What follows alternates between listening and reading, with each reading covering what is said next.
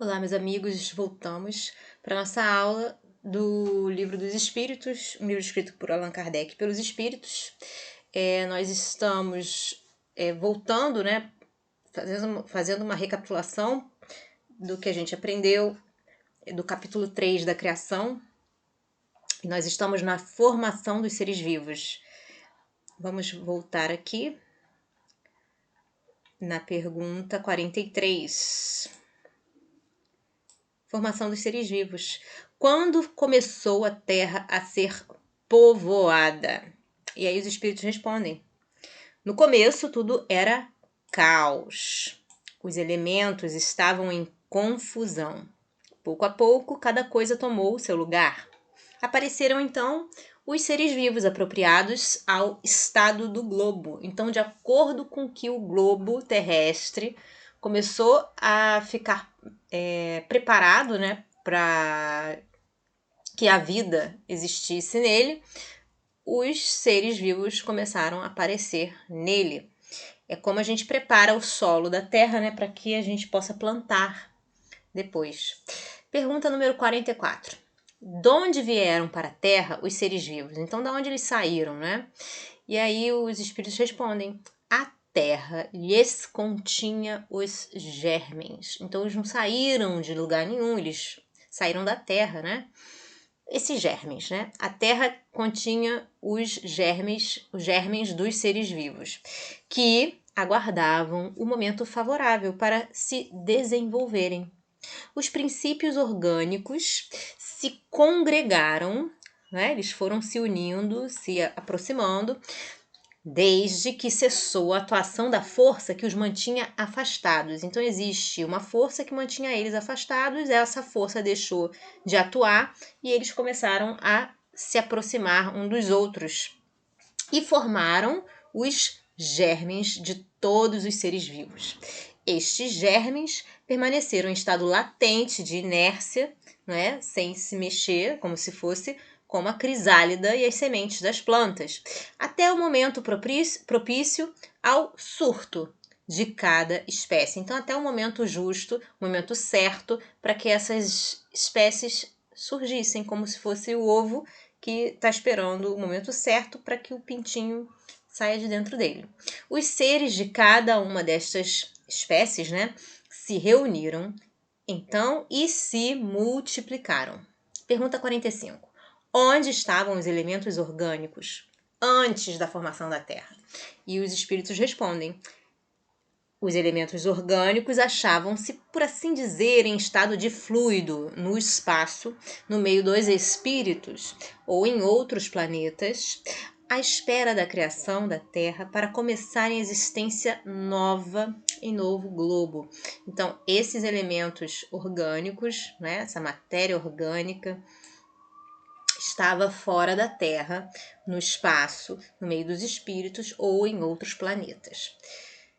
Aí Kardec diz o seguinte: a química nos mostra as moléculas dos corpos inorgânicos unindo-se para formarem cristais de uma regularidade constante, conforme cada espécie, desde que se encontrem nas condições precisas. Então é necessária a condição correta para que ocorra isso. A menor perturbação nestas condições basta para impedir a reunião dos elementos, ou pelo menos para obstar a disposição regular que constitui o cristal.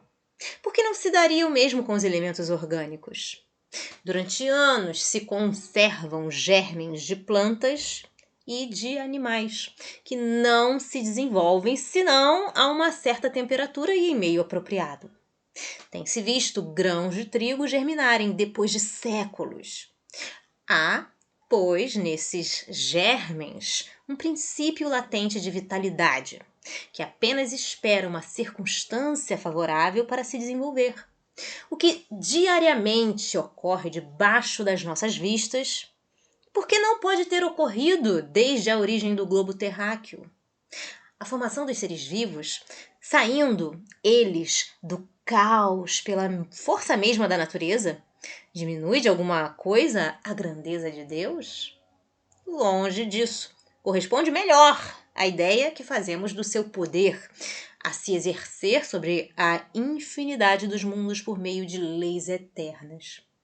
Esta teoria não resolve, é verdade, a questão da origem dos elementos vitais, mas Deus tem seus mistérios e pôs limites às nossas investigações. Ok? Então ele diz assim: se na própria química isso ocorre, por que não iria ocorrer, não é, na época da formação do mundo? Qual seria a diferença nisso, né? E aí coloca na pergunta 46 o seguinte: ainda há seres que nasçam espontaneamente? E os espíritos respondem: sim, mas o germe primitivo já existia em estado latente. Sois todos os dias testemunhas desse fenômeno. Os tecidos do corpo humano e dos animais não encerram os germes de uma multidão de vermes que só esperam, para desabrochar, a fermentação pútrida que lhes é necessária à existência. É um mundo minúsculo que dormita e se cria. Então ele diz que é realmente espontâneo, que existem seres que nasçam assim. E ele dá o exemplo dos vermes que existem no nosso corpo, que esperam, né, que a gente morra para que eles surjam. Bom, pergunta 47. A espécie humana se encontrava entre os elementos orgânicos contidos no globo terrestre? E aí ele responde, os espíritos respondem: sim, e veio a seu tempo. Foi o que deu lugar a que se dissesse que o homem se formou do limo da terra. Então, essa expressão aqui, que o homem se formou do limo da terra, é uma expressão que é justa, porque nós mesmos estávamos dentre os elementos orgânicos contidos no globo terrestre. Nós fazíamos parte desses elementos, tá bem? Bom, pergunta 48. Poderemos conhecer a época do aparecimento do homem e dos outros seres vivos na Terra? Resposta: não.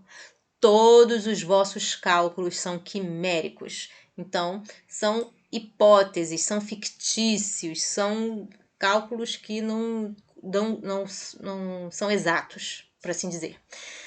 Pergunta número 49.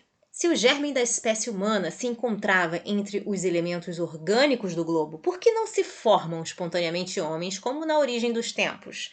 Então, já que nós fizemos parte, né, desses seres que brotaram, né, na nossa terra, por que não brotamos mais?